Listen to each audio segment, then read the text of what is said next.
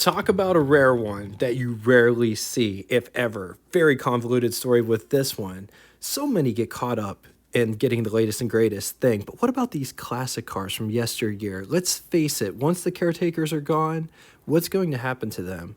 That's what this channel is about, lost and forgotten cars. Diving in deep on history, specs, design, most importantly, showing you what these cars are like. And I'm your host, Jay. We post between 4 and 5 episodes a week with engine episodes peppered in, as well as company histories. If any of that sounds of interest to you, subscribe and hit the bell icon next to it to never miss a video. Romer was produced from 1916 through 1929 by Barley Motor Car Company in Kalamazoo, Michigan, but the company started in Streator, Illinois. In 1913, Albert C. Barley, oftentimes just goes by A.C. Barley, bought the assets of Streator Motor Car Company, which entered receivership in 1911. Streator was the successor of the Erie Motor Carriage Company, which had been manufacturing the Holiday automobile since 1905. When A.C. Barley bought the assets of Streator, he reorganized the company as Barley Motor Car Company with the intentions of producing the Holiday. That was until a New York City auto dealer who was selling Ronch and Lang electric automobiles. Yes, you heard that right. Electric cars actually predate gasoline cars, which had even greater limitations back in the day in regards to range and speed. The New York automobile dealer's name was Cloyd Y. Kenworthy, and he was looking for a luxury gasoline-powered car to sell, but he couldn't find one that tickled his fancy. Kenworthy would bring in Carl H. Martin. Sources conflict on whether it was Kenworthy that brought Martin in or whether it was Barley, but either way, and they would approach A.C. Barley about this new luxury car proposition that they had. The car was low-slung in appearance with racing lines. It was more or less an assembled car using parts produced from other manufacturers, but assembled in-house. Romer would carbon copy Rolls-Royce's radiator shroud, which it would use from the beginning till its end. The Romer, introduced in 1916, was designed by Carl H. Martin. The Romer name was suggested by Kenworthy's chauffeur, after a popular racing horse of the era. Advertised as America's smartest car, brochures would often use Oscar Wilde's quotes as well. By 1917, both Kenworthy and Martin left the project to go build cars of their very own, which is very interesting because they paired up to go build a car and they must have had some sort of falling out. Martin would build the Wasp. Kenworthy would go on to build Kenworthy. After the other two left, in 1917, manufacturing was moved to Kalamazoo, occupying the former Michigan buggy factory where Michigan and Greyhound automobiles were built. Being an assembled car, they sourced engines from various manufacturers, which included but not limited to Continental, Lycoming. They even got an engine from Duesenberg. With a Rochester Duesenberg engine under the hood, it was successful in early racing events. Driven by Chief Engineer L.F. Godspeed and Eddie Hearn, they set 6 records for 1 kilometer and 1 5-mile sprints at Daytona Beach in 1921. The advertisements crowned America's smartest car makes America's fastest mile. The Duesenberg Rochester engine was available from 1918 through 1924. Barley Motor Car also had other makes besides the Romer. In 1922, they would introduce a lower-priced line, entry-level car called Barley, which was powered by a 50-horsepower Continental 6. Unfortunately, Barley wasn't successful, and it was only offered from 1922 through 1924. Barley would be renamed Pennant, and it was sold under that name from 1924 through 1925. In 1924, A.C. Barley would decide to get out of the automotive business, selling his company, but he would stay on the board of directors. Barley Motor Car Company was reorganized into Romer Motor Car, with George P. Wigington at the helm. It would be based out of Ontario, Canada. The factory remained in Kalamazoo, but by the 20s, expensive assembled cars just began to fall out of favor. There wasn't enough people buying Romers to keep it going, coupled with the fact that the stock market crashed in 1929, which really put a damper in sales. Consequently, Romer would close their doors after introducing the 1930 model lineup. 1921 Romer model lineup was broken down into two models. Model C-654, powered by Continental's inline 6, making 54 horsepower, or the Model D-4-75, which is our featured car. It's a four-cylinder that makes more power. It has the legendary Duesenberg Rochester engine in it, making 80 horsepower. Both cars, according to the standard catalog, ride the same 130-inch wheelbase chassis. Could be had in such body styles that include, but not limited to, 4-passenger roadster, 4-passenger sport, 7-passenger touring, and 2-passenger speedster. Let's talk specs. It rides a wheelbase of 130 inches. Price, around $4,000, which would be equivalent to you spending $71,835.75 in the year 2025. Total 1921 Barley motor car production was 1,310 units. Moving on to engine. As far as the engine goes, I couldn't find the engine specifications for displacement size, so we're going to use the specs from the Duesenberg engine that we did, the walking beam engine, the 361 cubic inch displacement.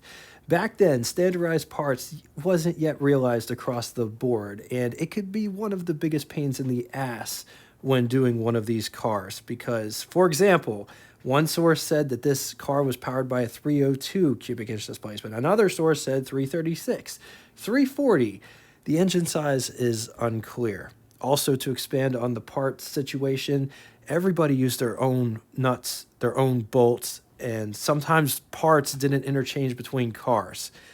So yeah, it gets really complicated. But anyway, 361 cubic inch displacement, Rochester Duesenberg walking beam inline 4, which has an interesting valve arrangement. It's technically overhead valve, horizontal, 5.9 liters. We did an engine episode on this engine if you want to watch it after this.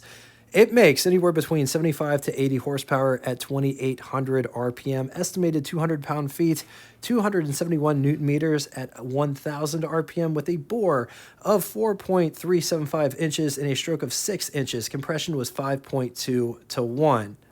I found this 1921 Romer at the Gilmore Auto Museum up in Hickory Corners, Michigan, where they got this car and at least 399 other cars on display throughout their 90-acre campus. This car is located in the Classic Car Club of America barn, where they have this car and other spectacular classic cars on display. 4 hours of operation, directions, and to get ticket pricing to go to the Gilmore Auto Museum, because it is definitely a bucket list thing for car enthusiasts to do. Be sure to click the link below after the show. Let's talk styling on this absolutely amazing car, starting with the bumpers. Just notice the bumper. It looks like it's one solid blade that just wraps around and connects right here, attached to the frame right there.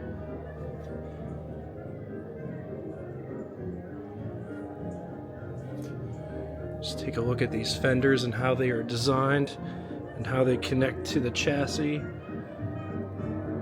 Headlights are massive. These are like spotlights, like legit. Here's my hand for reference, 7.5 inch hand.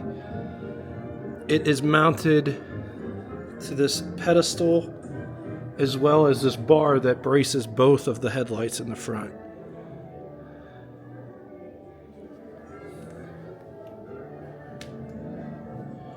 Check out that radiator.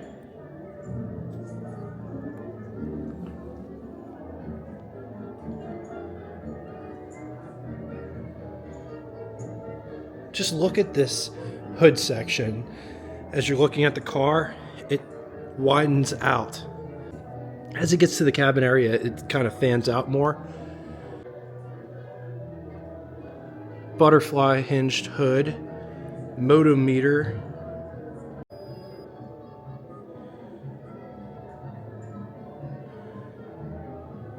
Check out these tiny louvers all the way back here. Massive horn that is bright. Just have the spoke wheels, Notice there is not a logo of Romer inside the center hub. Just gonna back up here so you can see this fender profile. Very classy, how it flows down.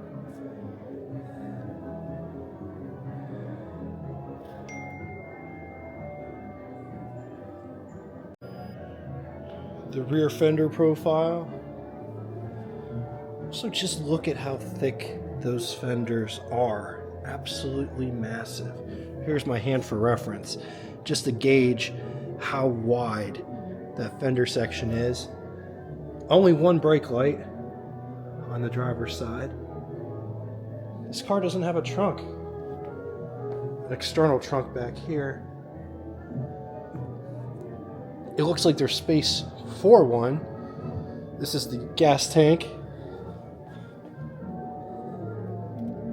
So interesting bit about the door, there's only one external hinge mounted low. Notice there's nothing up top here because they put the other hinge on the inside. So there's an inner hinge and an outer hinge. Also, just check out how Art Deco. Just check out how Art Deco this hinge is. That's cool.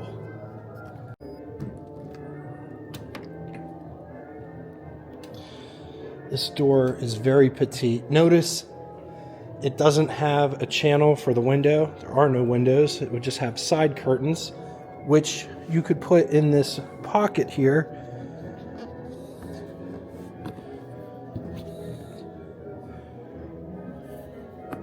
This is the door handle to get out. Coming down inside the pedal box down here. It's a tight pedal box. Clutch, brake, gas pedal, which is a weird looking gas pedal. Starter button up there. Let's take a look at this interior.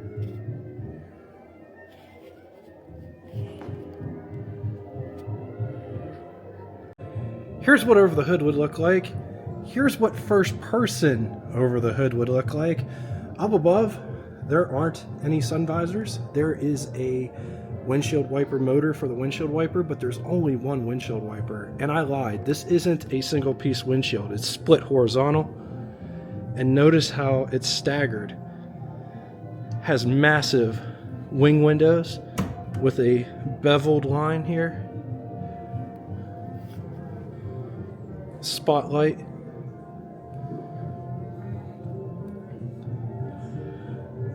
I lied. This windshield is not a solid piece. It's split. And just look at how it's staggered.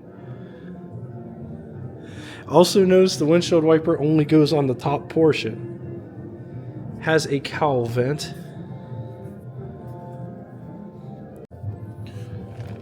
On to the button switches and knobs. We have oil pressure. This right here is a dash light. There's three individual dash lights. There's this one.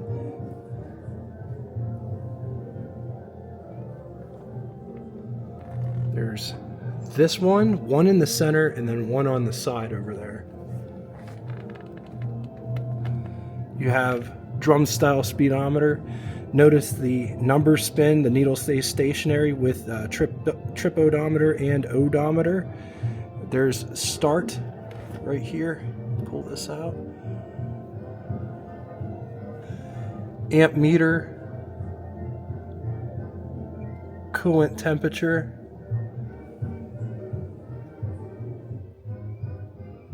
Clock. Cigarette lighter. And those buttons do various things like for headlights.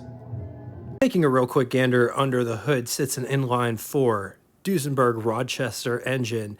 Single spark plugs. Inside the tube are the spark plug wires to keep the appearance clean and tidy. The wires go into what looks to be a magneto. Notice there is a shaft from the magneto that drives the generator in the middle, and then there's another shaft that comes out the front of the generator that runs the water pump. The little brass cup looking things underneath the spark plugs are priming cups. The horn is on top. Also notice the wood framing around the cowl. Moving to the other side, the intake and exhaust side, the big black canister is a vacuum fuel pump with a fuel filter below it. Gas flows through copper tubing to the carburetor, which is the updraft variety. Starter motor is adjacent to that. Bright intake, exhaust, and intake happen at the top of the engine, which is interesting for the exhaust. On the positive side, powerful car for its day with that prestigious Duesenberg Rochester engine. Interesting company history. Classic Car Club of America status car. Against it, parts are super hard to find for both the engine and body parts. Rarely seen, and when they come up for sale, they are expensive. The pre-war car market hasn't been doing so great, so it'd be interesting to see where the prices go. All right, now it's time for Would You Rather, Assembled Car Edition. All of these are assembled cars. Which one would you rather have? 1921 Jordan, or 1921 Romer, or 1921 Gardner. I'm going to leave this here for a minute. If you need more time, feel free to pause the video. On to the second scenario, 1921 Apperson, or 1921 Romer, or 1921 Haynes. Once again, gonna leave this here for a minute. If you need more time, feel free to pause the video. On to name that tune. First person to get both the name of the band and the song title correctly in the comment section. That's key. It has to be in the comment section. I can't pin your comment to the top from the live chat. I appreciate it though. Thank you all so much for coming out and watching this. If you'd like to get in touch with me, shoot me a comment in the comment section below, or you could always send me an email at what_its_like@yahoo.com. Thanks again for everything that you guys bring in the comment section, and until next time, toodaloo! Welcome to the after show. This part of the video doesn't have any sound or commentary, but it gives you the opportunity to put whatever sound or commentary you wish. Enjoy.